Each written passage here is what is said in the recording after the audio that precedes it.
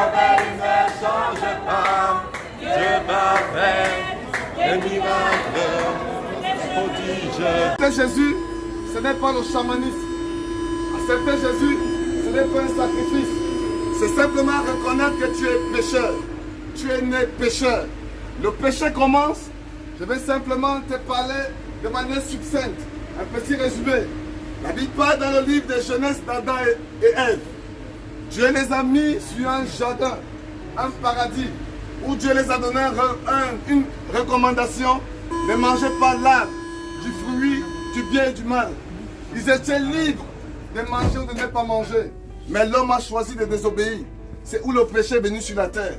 Donc ce que tu fais aujourd'hui, ce n'est pas de toi. Tu ne peux pas te culpabiliser. Parce que ce n'est pas toi qui as commis le péché. Aujourd'hui, tu portes le péché parce que tu es descendant d'Adam et Ève. Mais Jésus est venu pour te libérer du péché. Amen. Parce que le péché, s'il ne peut pas te libérer du péché de toi-même. Mais quand tu acceptes Jésus, il te libère de ses chaînes. Il te donne la vraie liberté. Amen. Je ne te parle pas d'un Jésus, tu n'auras pas de problème.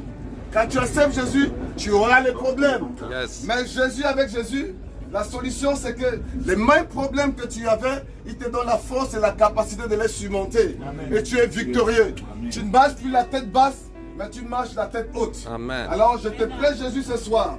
La parole de Dieu déclare, si tu écoutes l'évangile, ne ferme pas ton cœur. Peut-être tu es athée, peut-être tu ne crois à rien du tout, mais je te pose une question qui doit te faire réfléchir, qui va te faire cogiter. Qui va te faire cogiter si tu dis que Dieu n'existe pas, qui a donc créé l'homme. Parce que quand tu te lèves le matin, c'est de toi-même que tu te lèves, qui t'a donné la vie et le souffle. Il y a un Dieu qui existe, il y a un Dieu qui est vivant.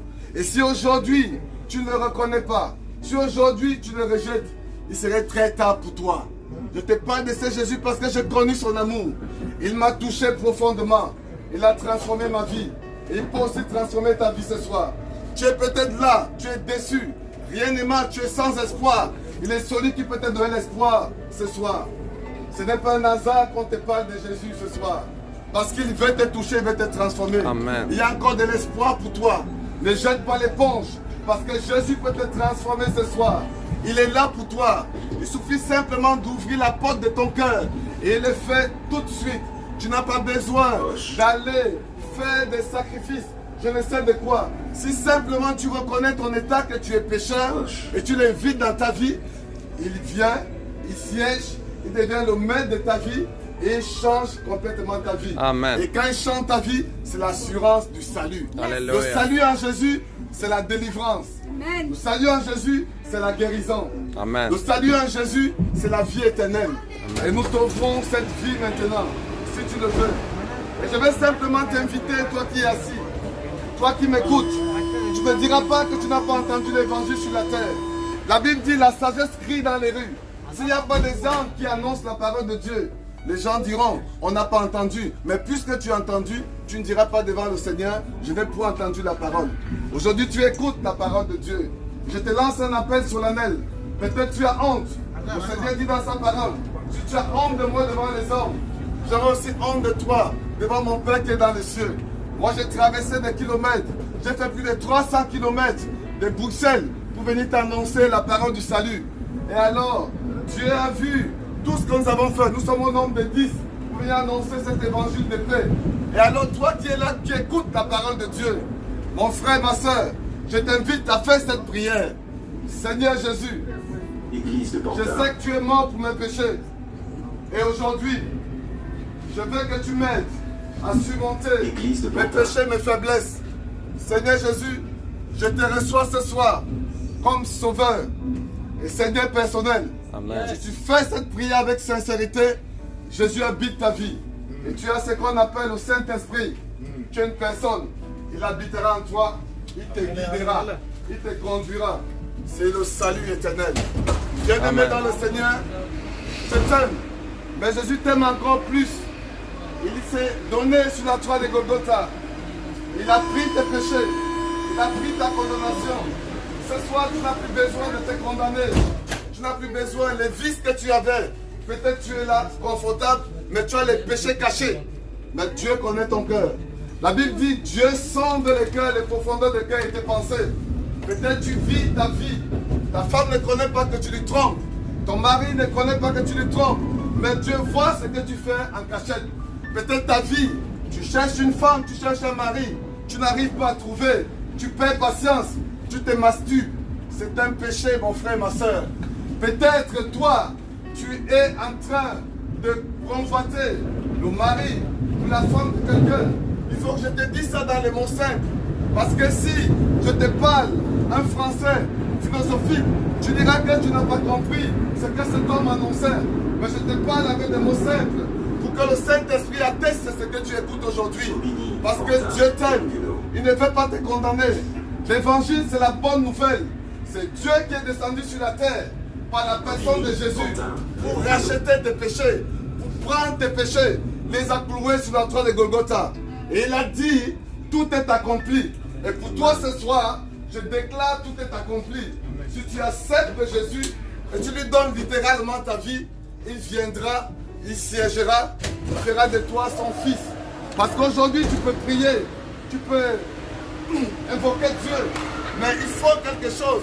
Il faudrait d'abord que tu l'acceptes. Parce qu'à ce moment, tu es créature de Dieu, mais tu n'es pas fils, tu n'es pas fille de Dieu. Parce que tu n'as pas fait une relation personnelle avec lui. Et aujourd'hui, je te tends la pêche de faire la paix avec ton Seigneur. Reconnaître ton péché caché.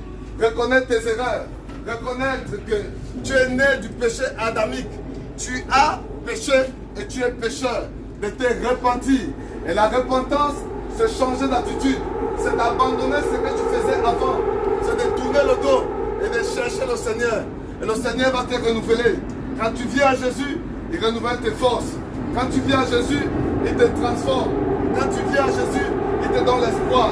Quand tu viens à Jésus, il te donne une espérance. Il te donne l'amour que tu avais perdu. Peut-être que tu es haineux, tu portes la colère, tu n'arrives pas à pardonner. Jésus te pardonne. Il te donne le pardon. Il y a quelque chose d'extraordinaire avec le Seigneur. Il est quelqu'un qui efface ton passé. Il biffe ton passé. Même si tu as fait quoi? Peut-être que tu as voté, peut-être que tu as campionné. Je ne sais pas les péchés que tu as fait en cachette, mais Jésus te pardonne. Un homme, quand tu le fais quelque chose, même un mari parfois la femme, il va toujours se rappeler ce que tu as fait hier. Mais Dieu pardonne ton péché complètement, entièrement. Il efface. Il veut ouvrir une page avec toi, une nouvelle page. Moi qui m'écoute, je te délivre ce message. Jésus t'aime. Jésus t'aime. Et ce soir, Dieu ne te laissera pas tranquille. L'amour de Dieu va retentir dans ton cœur. Tu me regardes peut-être comme un philosophe. Tu me regardes peut-être comme quelqu'un qui a beaucoup étudié, qui a fait beaucoup de sciences. Tu as beaucoup de bacs. Tu as peut-être une expérience de la vie. Avoir Jésus, il n'a pas besoin de tout ça. C'est simplement de venir à lui comme un enfant. Simplement. Et reconnaître ton péché. Parce qu'il t'aime. Il t'aime énormément. Et il pleure. Parce que beaucoup de gens aujourd'hui, la société aujourd'hui, il y a tellement de choses dans la société. Le racisme, l'égoïsme, l'égocentrisme. Mais la solution de cette nation, la solution de la terre, la solution de l'univers, c'est Jésus de Nazareth. Et je le prêcherai jusqu'au dernier de mes jours sur la terre. Bien-aimé, si tu es là, mon frère, ma soeur, si tu vis sur la terre, tu dois penser qu'il y a un créateur. Il y a un Dieu qui t'a créé. Il y a un Dieu qui t'a donné la vie. Il y a un Dieu qui t'a donné le souffle. Quand tu te lèves le matin, ce n'est pas par ta propre force. Il y a un Dieu qui t'a donné le souffle de vie. Il y a un Dieu qui t'a donné la vie. Et je t'appelle ce soir de faire la paix avec ton Dieu. Que Dieu vous bénisse. Désolé de vous déranger. Merci de m'avoir écouté. Que Dieu bénisse vos vies, bénisse vos familles.